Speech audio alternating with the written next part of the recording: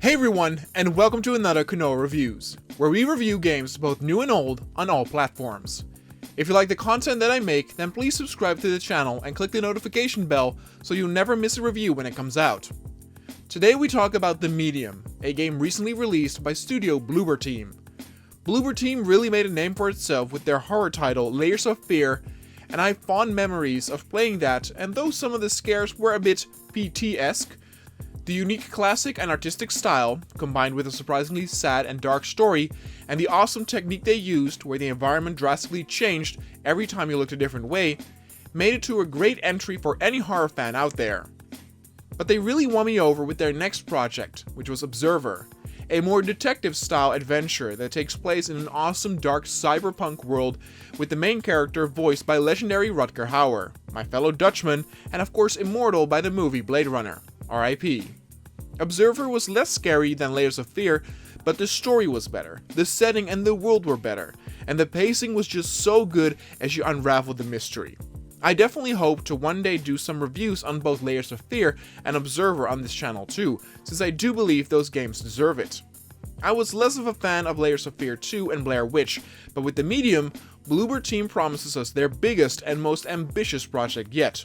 Let's see if it's shaped up to fill those expectations. The Medium is advertised as a horror game, but I would personally more describe it as an adventure game. The mechanics have you walk around in third person but with fixed camera angles. This means you have no control over the camera whatsoever, and it changes automatically whenever you head down a new area. This was very common for games like Resident Evil, Silent Hill, but also a lot of adventure games like Siberia. Since The Medium is set as a horror game, the comparison by many immediately draws to something like Silent Hill or Resident Evil, but with less action. And in a way, there can be made a comparison with Silent Hill, where there are two different realms, one good and one bad. But Resident Evil, and especially something like Silent Hill 2, have set the bar really high, and thus are some huge shoes to fill. The story of The Medium introduces us to Marianne, a young woman with a special gift where she can sense spirits and other beings beyond our world and interact with thoughts, memories, and even objects within this spirit realm. Inside this spirit realm, Marianne also looks a bit different, namely with bright white hair and different colored eyes. She has always seen this gift as a curse, or was made fun of when she explained it to others, but her father, who passes on in the introduction of the game, supported her and encouraged her to use it for good. After her father is gone, Marianne gets a mysterious phone call from a man named Thomas who invites her to a place called Niwa. Thomas says he knows something more about the type of powers Marianne has, and so he can explain more to her about what she is. Intrigued by this, Marianne decides to head over to Niwa to find Thomas. And that is pretty much the setup of a very interesting story that does start out rather slow, but later on picks up speed and even does some interesting twists and turns, and also gets quite out there and grand with what's on display. You will interact with other spirits in the spirit realm, like the little girl Sadness, or help souls who are stuck in this realm find peace by putting their broken bodies back together by making them whole. Let's also talk about graphics before we dive deeper into the gameplay of The Medium. Being built on the latest iterations of the Unreal Engine, the game itself looks gorgeous, especially the environments sometimes look photorealistic. By having these still camera angles, it is of course easier to achieve this, but all the objects are 3D rendered, unlike the 2D pre-rendered backgrounds from back in the day of PlayStation 1 and even PlayStation 2 games. The character models themselves also look really good, though their facial expressions are not as good as some other games or even AA titles like Hellblade. It's not like they do not have any facial expressions at all, but it's just not very convincing, and they often have only 2 or 3 different expressions instead of a range. With graphics getting prettier and prettier, small details like regular animations or facial animations are really going to make the distinction between smaller titles and AAA games. So as mentioned before with The Medium, you control Marianne in an environment where the camera angles are always fixed. Though you control her in real time, her pace of walking and even running is very slow, kinda making it also feel like a point-and-click adventure when it comes to the pacing. You interact with several items in the environment that either give you some more story, background information, or help you to progress. You can even combine some items, which was common with point-and-clicks. Now, since Bloober Team's previous games were all first-person horror games, I definitely was not expecting the medium to feel like an adventure game. Initially, I was a little taken aback from this, and I believe this is because it takes some time to grip you and get you invested. Since mostly you don't interact with other people, for the majority you're listening to monologues, which aren't as interesting, and the fact that this time you were not controlling the person in first person but in third person, it made it to where the pacing felt even slower and less immersive. But the fact that the horror game is not first person should not mean that it's worse. In fact, the earlier mentioned Silent Hill 2 I might even consider as the best horror game of all time. Once you arrive at Niwa and are free to explore the area, you also get some new gameplay types thrown your way, and that what makes this game the most unique. This duality gameplay, that apparently was even patented for this game, and what this means is that at certain points you will control both Marianne in the real world and in the spirit world at the same time. Now, this does not work like the game Brothers, A Tale of Two Sons, where you control two characters with both control sticks, which I initially expected.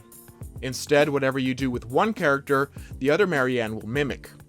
This means that the layout of both areas are very similar, despite differing greatly in terms of aesthetics. The cool thing too is that this shows in cutscenes as well. If Marianne talks to someone in the spirit world, you can see her talk to someone invisible in the real world, kinda making her look like a lunatic to whomever is not aware of her powers. With the dual gameplay, you will have to focus your attention to the different worlds while controlling the character at the same time. So this means you will need to go to a certain spot in a room that will give you an item in the spirit world, while in the real world, there's nothing to interact with there. Likewise, some actions you do will have consequences for the other world. If you charge up a breaker in the spirit realm, some doors or other electric equipment might turn on in the real world. This actually is a very clever mechanic, and has your mind focus on one world more than the other for a moment, making it less chaotic. The Marianne in the spirit world also has a few extra powers that the regular Marianne does not have.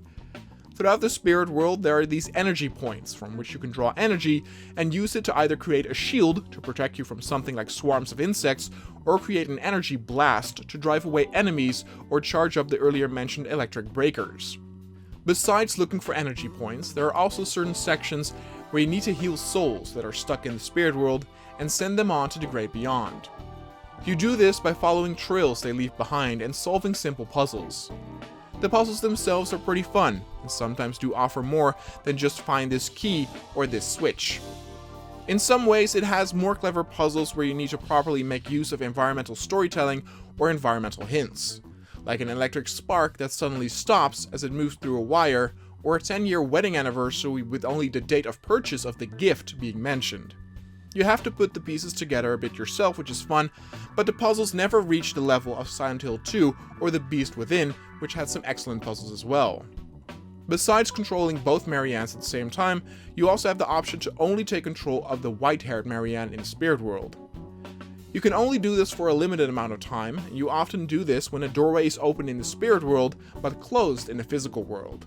The real Marianne is obscured from entering, but her spirit is not, and thus you often head into a room in the spirit world and solve a small puzzle to open the way for the real Marianne.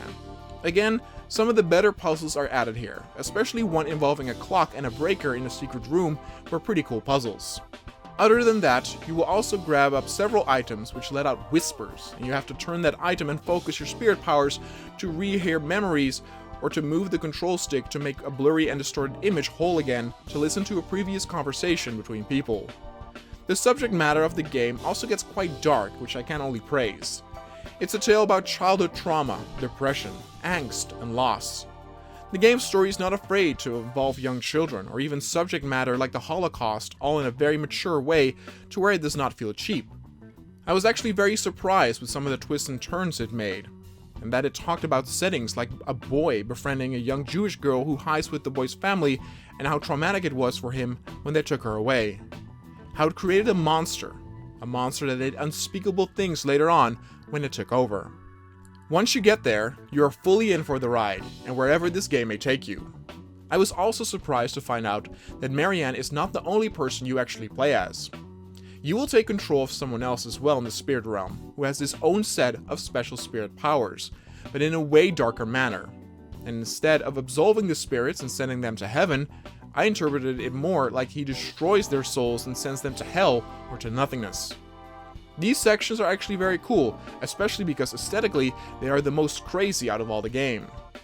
There's a few moments where the gameplay gets a bit cliche, with you having, for example, to dodge a searchlight, which we have seen so many times before in other games. I was recently playing both Inside and Little Nightmares, which have that too, and also Observer from the same company has that as well. So overall, I am quite positive about the medium, and despite its slow start, it did catch my interest, and I wanted to know how the story would unfold and get to the end. It's by far Bloober Team's longest game too, with it taking a bit over 7 hours to complete. There are a few critique points too, however. My biggest critique points are the sections where Marianne needs to interact with enemies. There are these moments where a weird bug-like monster is either chasing you or searching an area where you have to stealth by. Now the chasing sequences, though brief, are pretty cool and spectacular, especially since you will shift abruptly between the real and the spirit world during these running sections. But the other mentioned stealth areas simply are pretty bad. Doing stealth in an environment with a fixed camera angle simply does not work well. It's awkward and you have no clear indication of when the enemy can see or hear you. Sometimes I thought that the enemy was blind, so I was hiding in the open and he would not chase me.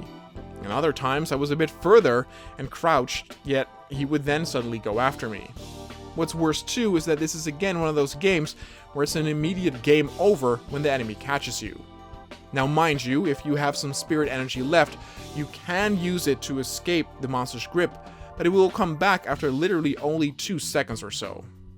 It makes these sections a bit of a trial and error, and if you do get killed, the checkpoints are sometimes pretty bad, with you having to do some sections over again and listening to dialogue as well. This goes for other parts too, for when you die, you sometimes get set back a bit too far and have to do some tedious things over again. Also with the stealth actions, they actually do get a bit worse too as you play the game, since at a certain point, the monster will head to the real world, but there, it's invisible. This means you will be sneaking and avoiding an invisible monster. You can still see dust fly up whenever it walks, and if you do activate your spirit power, you get an indicator of where it roughly is. But it makes these pretty underwhelming parts even more underwhelming since you don't see anything and it's not as impactful as the invisible monster from something like Amnesia, where the visual representation of the splashes in the water was way more effective and scary. Sometimes they say that the things you don't see in horror games are scarier than if you see everything, but I don't always agree with that. The fact that we've already seen the enemy, and now it's invisible, is rather annoying and cheap than actually more scary. Every time one of these stealth sections came up, instead of getting scared or tensing up, I rolled my eyes and thought, oh no, not again. Luckily these sections don't last too long, but there are more of them than I would like, and they are by far the worst part of the game. Lastly, I also would like to say that this possibly is the least scary game that the developers have made. Despite being labeled as a horror game, I wasn't scared once, not even by the bathtub overflowing blood scare, because we've seen those types of scares before a lot. I did think that the game was creepy at times and maybe got a bit of goosebumps once or twice, but I think both Layers of Fear, Observer, and also Blair Witch were scarier than the medium. Having the fixed camera angles makes it to where you can do some really effective scares by having things happen in a certain corner of the screen where your character's not there.